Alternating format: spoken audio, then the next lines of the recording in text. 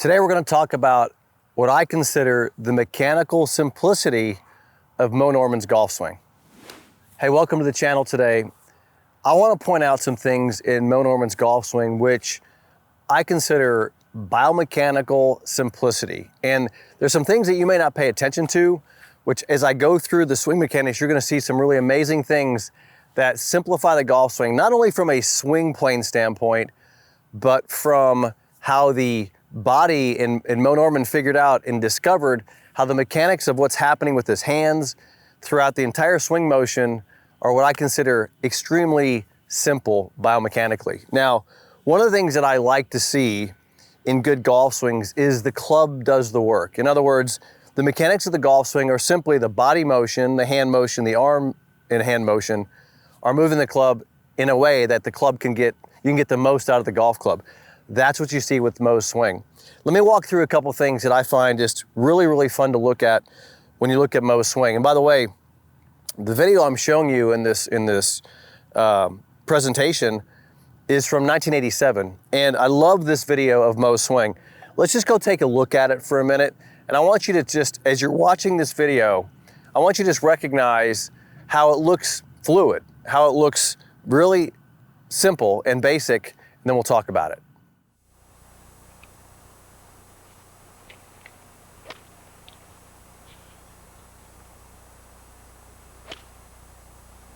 What are you hitting now, Mo? 4. 4 iron? Yep. Yep. 4 iron. Okay.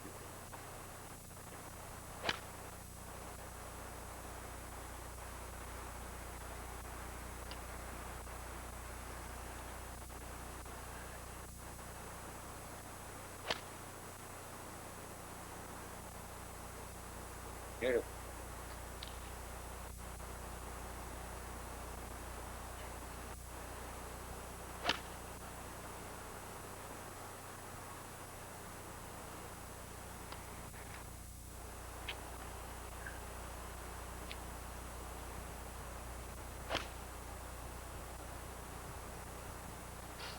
Very nice.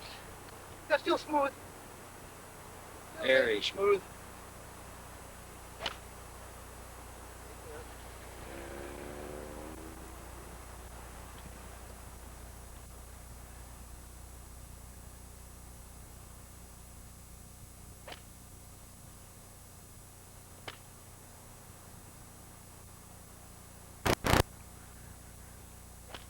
I think so.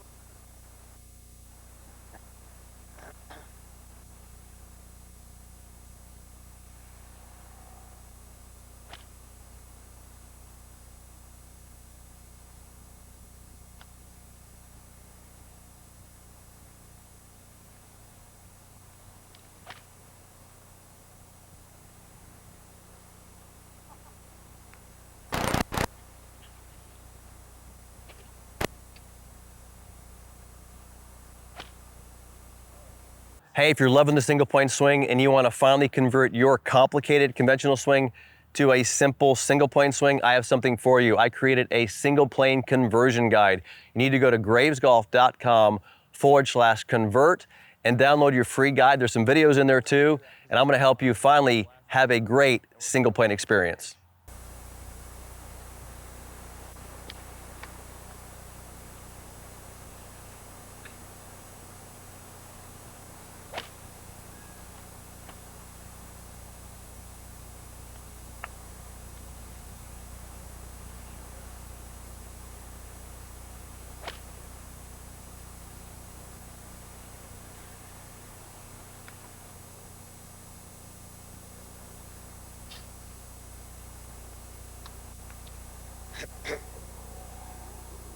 Never see the bottoms of your feet, Mo, eh? No spikes on it.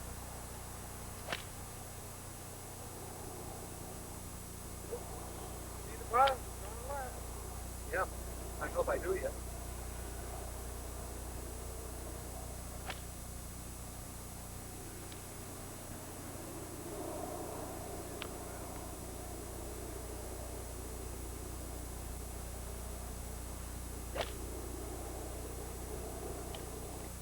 The 4 wood.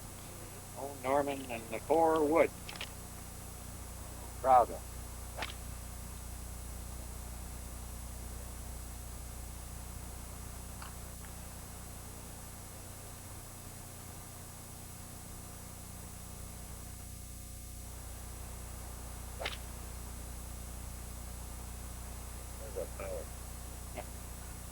Get 20 it. yards longer, huh, Mo? Huh? 20 yards longer. Oh, at least. At least.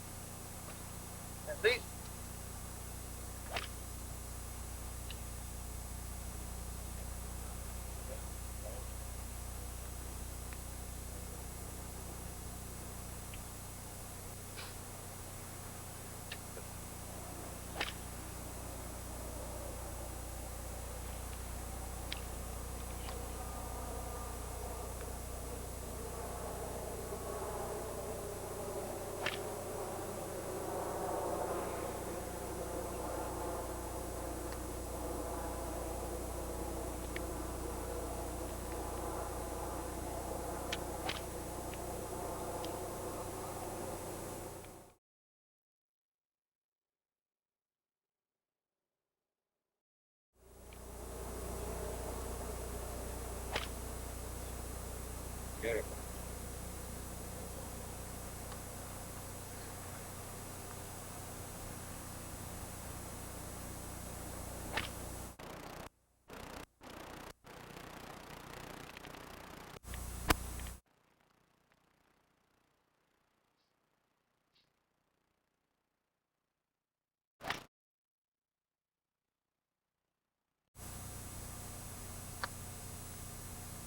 So when you see Mo swing in that video, there's some things I love to look at. Number one is just how fluid and how fast the club is moving. You know, people talked about how Mo didn't hit it very far.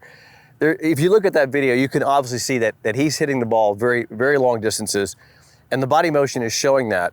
Some things you're seeing in the swing mechanics there that I like to look at are a couple of things with his hands. One of the things I want to talk about, we'll talk about the hands first, and we'll talk about lower body motion.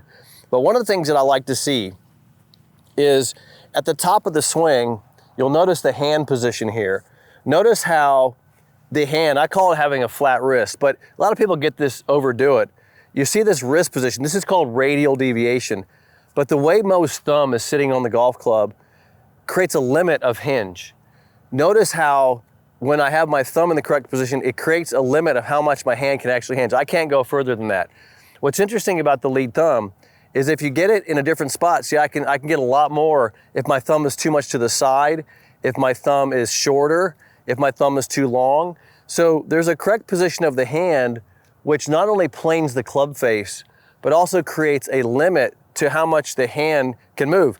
And you can see my arm will bend a little bit. You see Mo, his arm bends a little bit. It's not a big deal, but the hand has a limit to it. And that's why you want this hand position, the lead thumb, and the hand position correct, because it creates that nice limit and that flat wrist. So I look for this wrist to be flat and that club face end to be on plane. So that's one thing I love to look at in Mo's wrist action. And I'll put a couple photographs in here where you can see more of that, but it's really easy to see when you look at it close up. Now, a couple of things that I like to see also when I'm looking at Mo's swing mechanically is, look at his trail wrist. Look how it's flat. The trail wrist is in a flat position. He doesn't have wrist angles. He is basically eliminating through ulnar deviation of the lead hand and this wrist tilt and wrist position. He has all angles released. And you see the club sitting behind the golf ball. So he doesn't have these angles he's dealing with. And what that allows him to do is take everything back together into one piece and then just go into a hinge and set the club at the top. So he's not fighting these angles. He's not fighting these contorted angles. He basically has everything released. I used to ask Mo, you know, how do you simplify the golf swing? He'd say with straight lines. Well, he meant legs being straight, arms being straight in these straight lines. He's eliminated all these complicated angles that you can sometimes run into just by the way he's establishing his position. So you got your lead hand position, ulnar deviated and released. You got your trail wrist unhinged, and that allows me to set that club easily onto plane in the backswing. And my hands, I really have a limit in how much my hands can actually go. I can't go more than that. Now, from this hand position, this is what's interesting. Watch when Mo releases the club. One of the things I love to watch when Mo releases the golf club is how the lead arm folds through the release, because one of the mistakes I think people are making a lot in the golf swing, well, there's a lot of mistakes, but they're gripping it, they're creating a lot of angles in their grip, they're creating kind of a two-plane position, And then they're trying to figure out how not to release the golf club. They're trying to body release the club. I think that's a mistake, because the body is not where your speed is produced. The speed is produced here from the arms. You can hear it. Listen to how you can hear this club. Hear that? Now, if you see what's going on in this release, what you're seeing is, as my body speeds up, it actually slows down, and then the arms release. And what happens is the hands actually slow down and the arm extends. So you're getting some slowdown in the hands and some acceleration. That's why you hear that kind of whipping action. Well, that's beautiful when you watch this with Moe. Check out this video right here, and I'll slow it down, and watch how Moe's hands are releasing the golf club. Notice how the lead arm starts to fold. And that lead arm folding, here's what's happening. When you're seeing that lead arm folding, what you're seeing is club's coming down. When you get to this point, this shoulder is slowing down. That's what I call the braking system. And it allows, see how the arm can fold now because this shoulder is not slowing down. And when that happens, it allows the hand to speed up. Then you get this. See that? Speed. Because this is slowing down, this is folding, this can speed up. If this keeps going, this can accelerate, because a lot of acceleration is happening from the straightening of the trail arm. That's a beautiful thing to watch with Moe. So what you're seeing there is you're coming down, this is slowing down, this is speeding up, and that allows this to happen here. And notice how stable that is. So you almost feel like it's not this. You're not trying to rotate like crazy to impact. You're actually trying to rotate to a point that stabilizes this braking system and then allows this to accelerate, because you're trying to get the acceleration out of the trail side. All right, here we go. This is a little swing to kind of demonstrate that right through there. Little easy swing.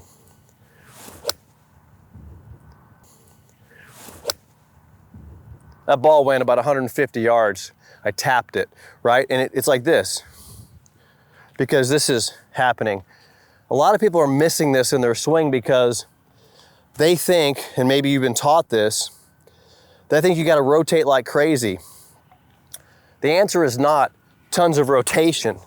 The answer is rotating to a point where you can accelerate the club and let the club do the work. So we have to get rotation, but we have to get stability in this lead side so this can accelerate. It's probably one of my favorite things to watch in Moe swing. So let me do it again. So it's just going to be letting the club go. You're kind of letting it go.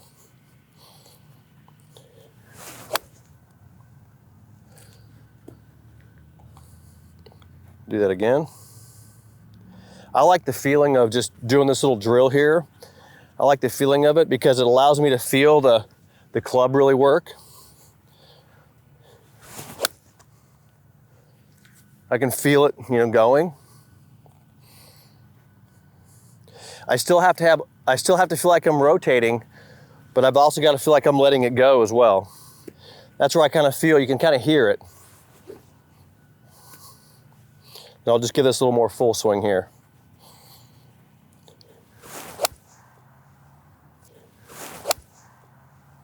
And I can feel it right here. I can feel the hands release the club. And that's because this gets to a point where it lets it go, lets this go. And that's because side bend, rotation creates a braking system stability here in that lead side. That's a beautiful thing. One thing I see with Moe swing too as well is a parallel position of the club. This is kind of interesting. When he gets through it, that club is parallel here. It's not doing this. So you see a parallel position as you release it. Another great thing to watch for Moe swing. So my recommendation is you're always, when you're working on your swing and developing it, you're always working on not just the motion, not just rotational motion, but how you're stopping it so the fast parts can work, which is my hands and arms. Here we go again. So nice little speed up the hands at the bottom, nice stability with lower body. Here we go.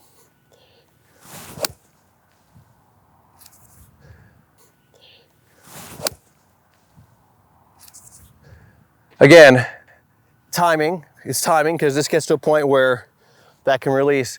That's what feels good because the club's doing the work. Hope that helps you understand what you're seeing in Moe swing, a little dynamics. of how the hands work and how they're speeding up at the bottom. Thanks for joining me. Click the bell icon, give me a thumbs up.